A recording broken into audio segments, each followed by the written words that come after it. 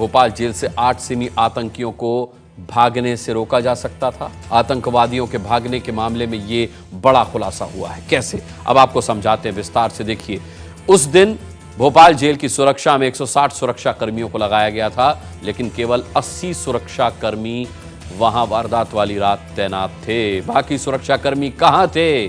मुख्यमंत्री, जेल मंत्री, पूर्व जेल मंत्री और मुख्य सचिव समेत तमाम रसूखदार लोगों के यहां पर वो काम कर रहे थे। एबीपी न्यूज के पास जेल प्रहरियों की पूरी लिस्ट मौजूद है। जेल से बाहर तैनात 80 सुरक्षा कर्मियों से 20 जेल मुख्यालय, 10 प्रमुख सचिव जेल, 4 जेल मंत्री, 4 पूर्व जेल मंत्री और 4 की तैनाती जेल अधीक्षक के घर पर थी। ये देखिए कौन कौन कहां था। जेल अधीक्षक के घर 4 आरक्षी मौजूद थे। ये हमने आपको लिस्ट दिखाई।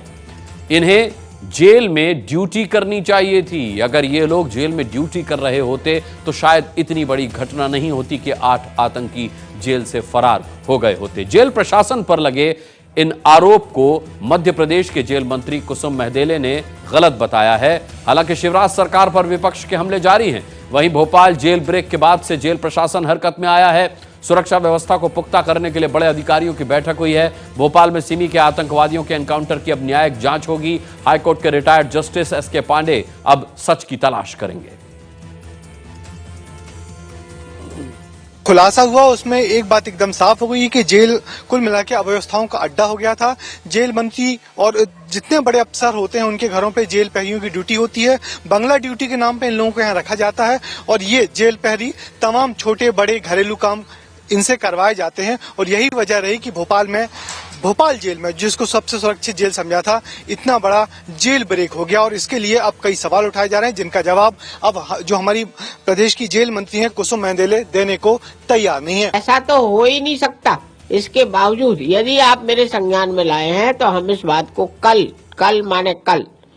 ही इस बात को दिखवा लूंगी। अगर ऐसा है तो उनकी ड्यूटी वहां से निकाल के और हम जेल में लगाएंगे। सीधी तौर पर इस बात का संकेत है कि अपनी असफलताओं को या अपनी कुर्सी बचाने के लिए इस घटना को राज्य प्रायोजित ढंग से अंजाम दिया गया है।